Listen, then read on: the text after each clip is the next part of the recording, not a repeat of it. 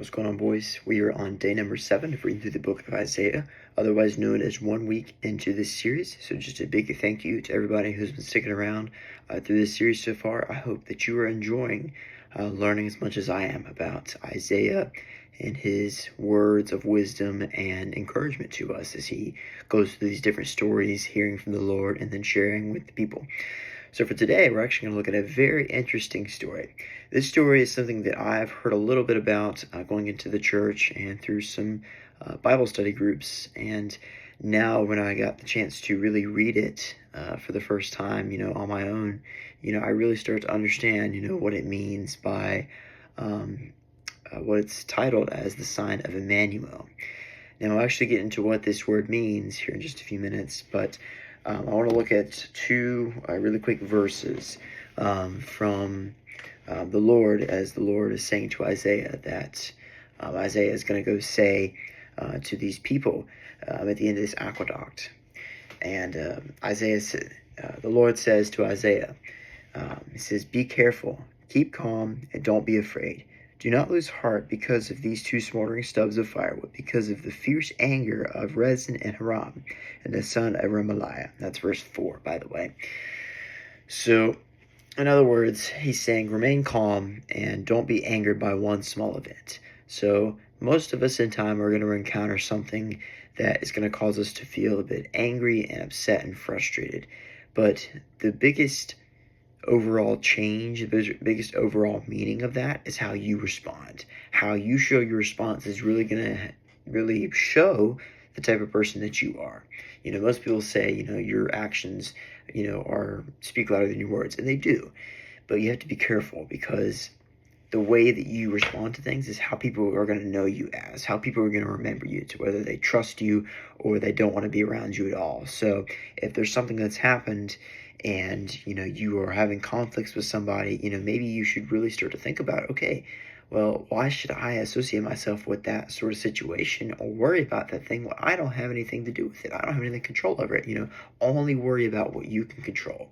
And that goes for things that are even in your own family. So things that you may think you know what's going on, but deep down you don't.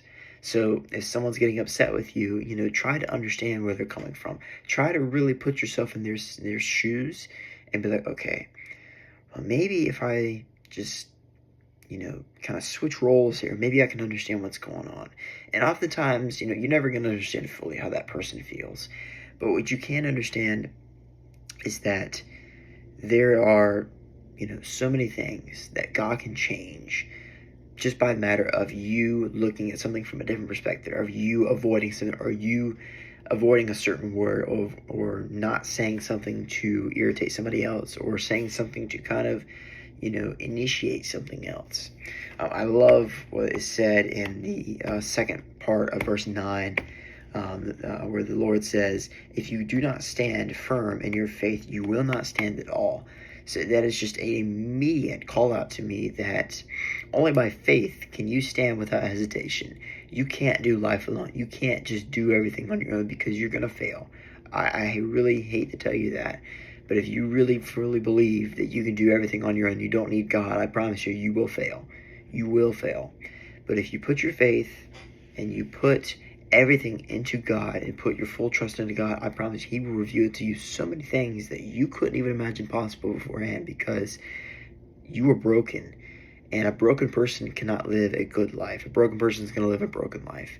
And while we are never going to know everything, we can know what our talents are, our talents and our interests and our hobbies. We do what makes us feel good. And I'm not talking about, things like the drugs and alcohol. I'm talking about the things that make us who we are. The careers and the families and the hobbies and the thrillers. I mean, what makes us us?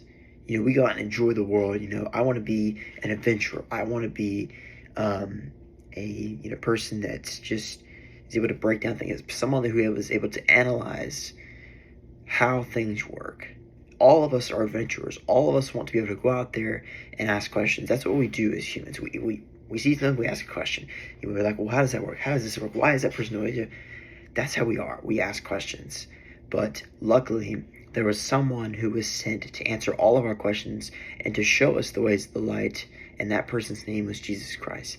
Now, what's interesting about this is that this is the Old Testament, and the reference to Emmanuel is actually calling to the birth of Christ. So this is predicting the birth of Christ. Isaiah is saying that there will come a time when the virgin will give birth, Mary will give birth to a son, and they will call him Emmanuel, and he will be known as the chosen one. And verse 14, he says, therefore the Lord himself will give you a sign.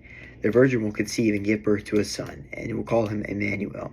He will be eating curds and honey when he knows enough to reject the wrong and choose the right.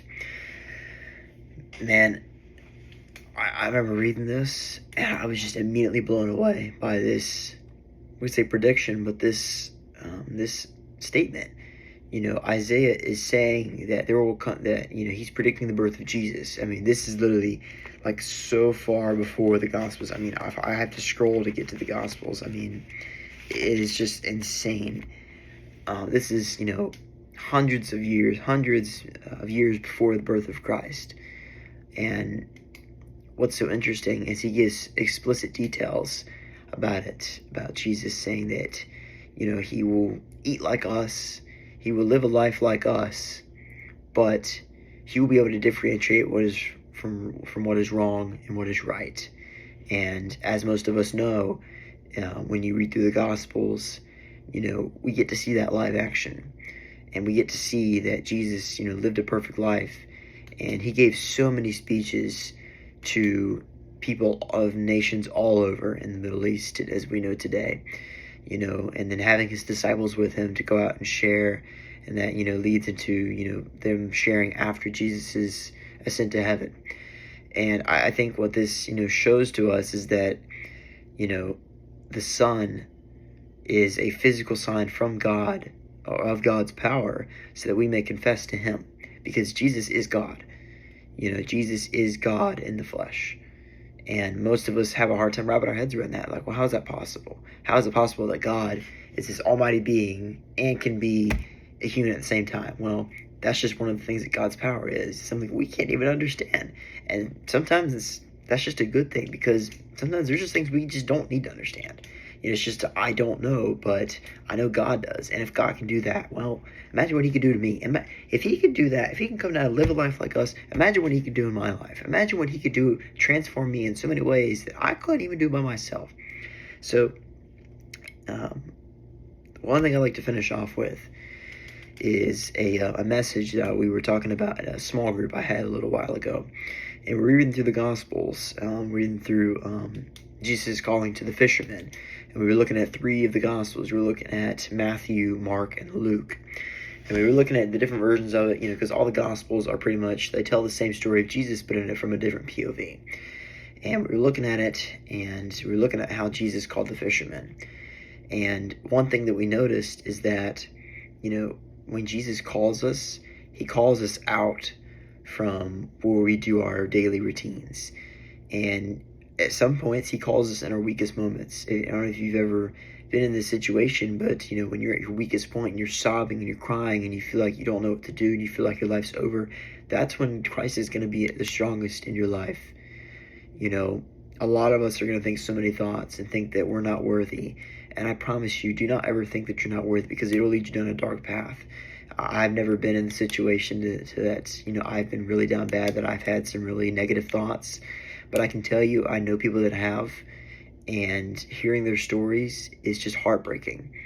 So understand that Jesus is always calling you, and all you have to do is just pray to God and say, Lord, please come into my life. Please come into my soul and heal me, because I can't do this. I can't move forward. I need some light.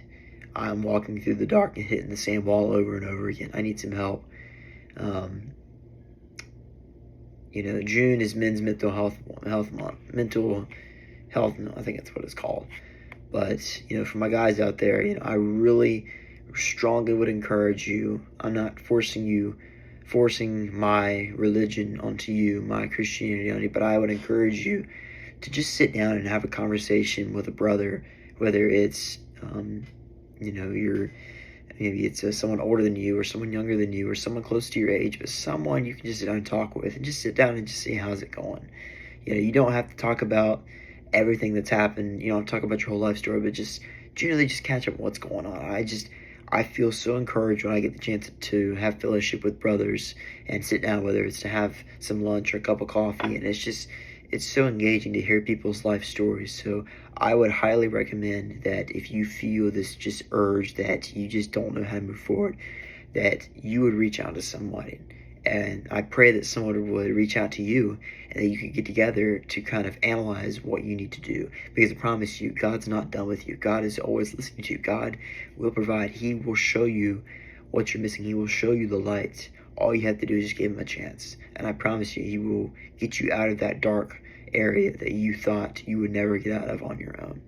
That is today's word. I hope that you guys have a great rest of your Tuesday, and I hope that you guys have a great remainder of your week. See you soon, boys.